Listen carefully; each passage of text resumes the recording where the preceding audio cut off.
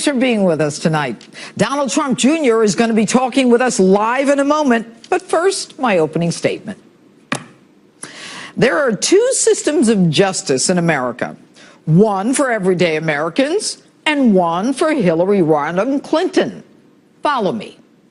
March 4, 2015, a federal preservation subpoena is issued for Hillary's Benghazi emails. Mind you, we wouldn't have known she even had any emails because she lied and said she didn't. Except a Romanian hacker named Guccifer hacked her buddy Sidney Blumenthal's emails.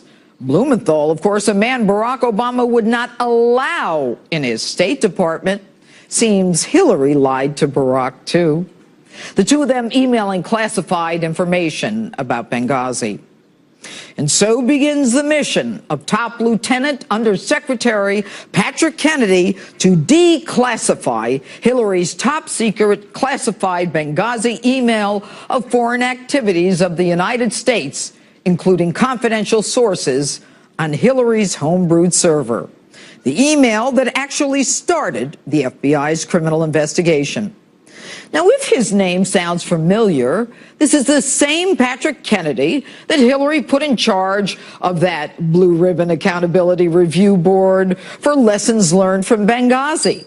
By the way, already learned from the Khobar Towers Review Board, lessons never implemented by Hillary.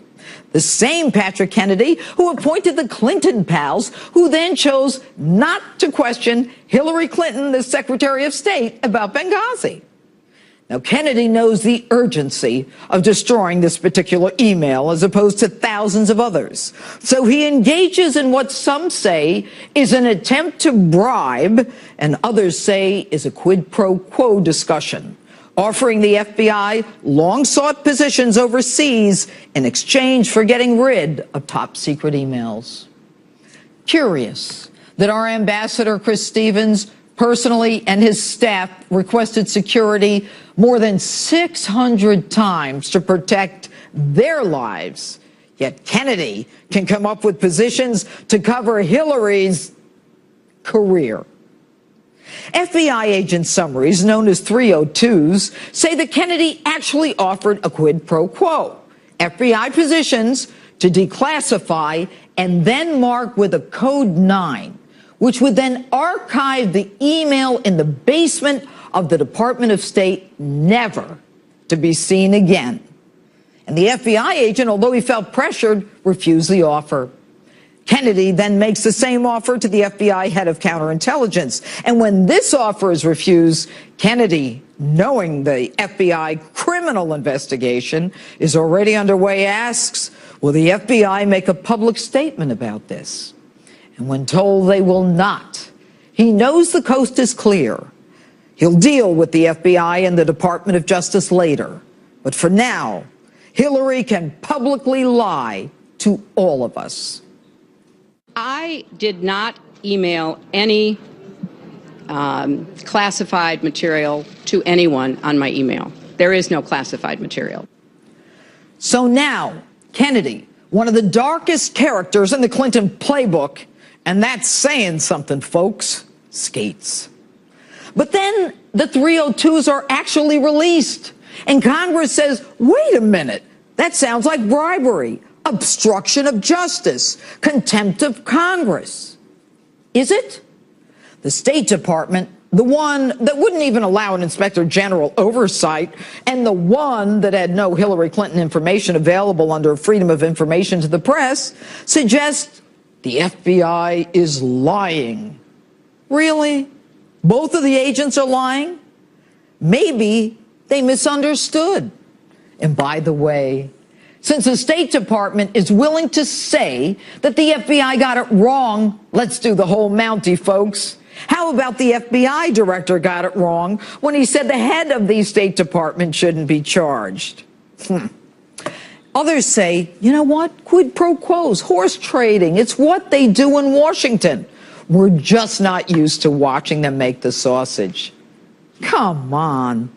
Not declassifying and destroying top secret information on the assassination around the killing of our Benghazi ambassador, Libya ambassador, which is under federal subpoena that's supposed to be retained and preserved. A pathological liar who is actually running to be our commander-in-chief. Others say this is what they do in D.C. There's no crime. From a criminal point of view, however, as long as there was no intention to prevent Congress from knowing that the original classification was to be classified and then it was changed, if that would have happened for a public release, for a FOIA release, that would not be a crime. You know, it's very easy to throw around the term crime. Since when in the history of American criminal justice does one have to announce, "Hear ye, hear ye. It is my intent now to commit this crime," before he can be held to account?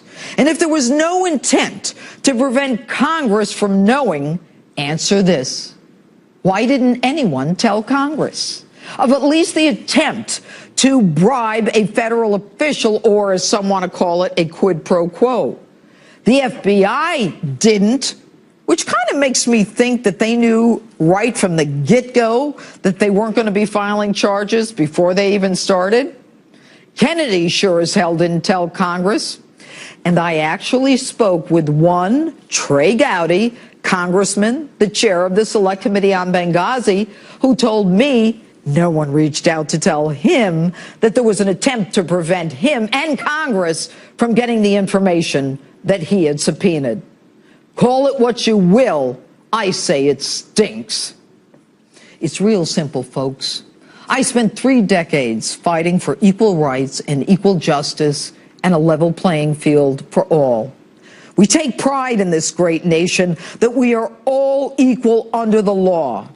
And for centuries, Lady Justice, with bandages over her eyes, symbolizes that justice is blind, that it matters not who you are. No one is above the law, and no one is below it. Tonight, though, there are tears beneath those bandages.